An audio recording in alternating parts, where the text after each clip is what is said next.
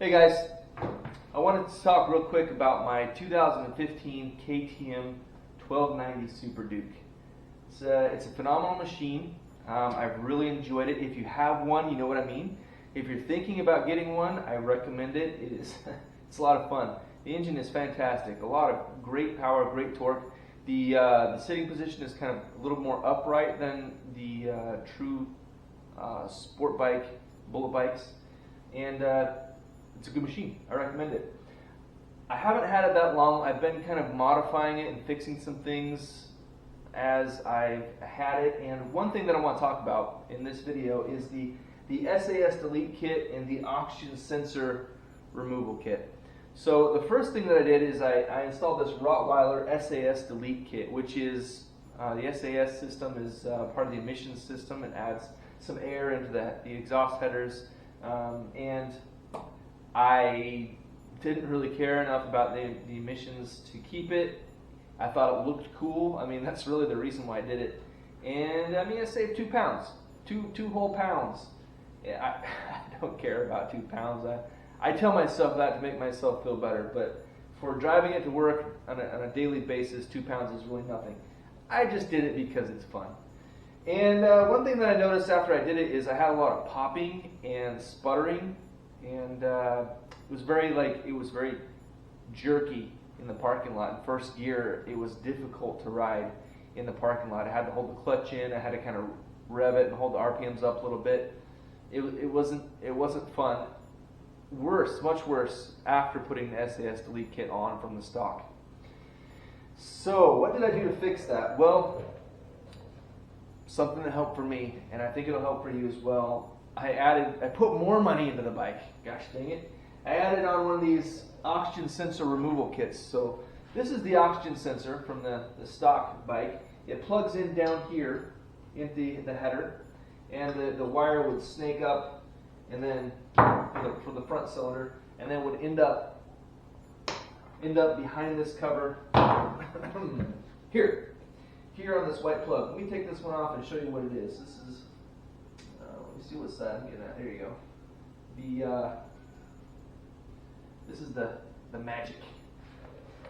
This little plug right here tricks the computer into thinking that the exhaust oxygen is different than what it actually is, and so it changes the whole mixture.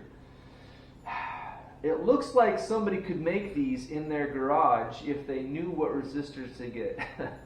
Excuse me, and they were good at soldering, which I'm pretty sure that the person that I bought this from, that's exactly what he was doing. I got it on eBay. It was had good ratings, good reviews, so I gave the guy a shot. Good for him. No problem. I could have gotten it from ROTTWEILER, but it was a little bit more expensive, and I thought, what the heck, I'll give it a shot. Works fine. There's really nothing to fail. It's just some resistors and a plug. So that's what it is. Plugs in just like that. I tuck my wires in to make sure that they don't bounce around too much when I ride.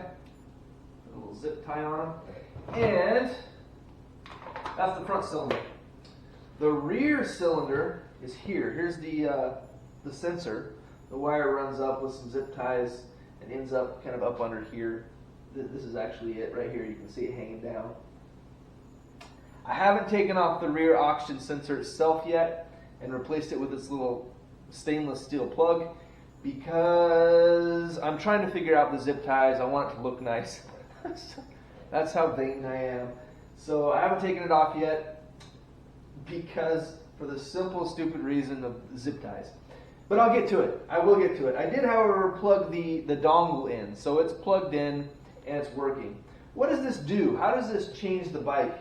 Well, first of all, this really only has an effect on the bike at low RPMs and at low throttle positions. If you roll on the throttle past, I think it's like 30%, then the computer isn't listening to these anyway, and it's back to what it was going to be without these oxygen sensor removals kit. And also, when the RPMs get above 5,500, I think, same thing. Not even there anymore. So it does not affect the top power range. It doesn't affect how strong the bike is. And it shouldn't bother you. The nice thing about it, the thing that I really like, is that it changes the way the bike behaves at the low speed, low RPM, low throttle range, which is where I was having a real problem. In the parking lot, like I said, I had to hold the clutch and clutch it a lot. After doing this, the beast is a little bit more ladylike in the parking lot.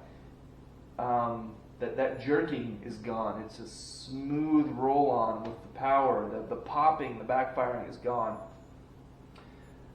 So why is that the case? Well, when you enrich in the mixture just a little bit, the headers aren't so hot, which is helping the popping, and it just it changes the way the bike responds to your throttle inputs.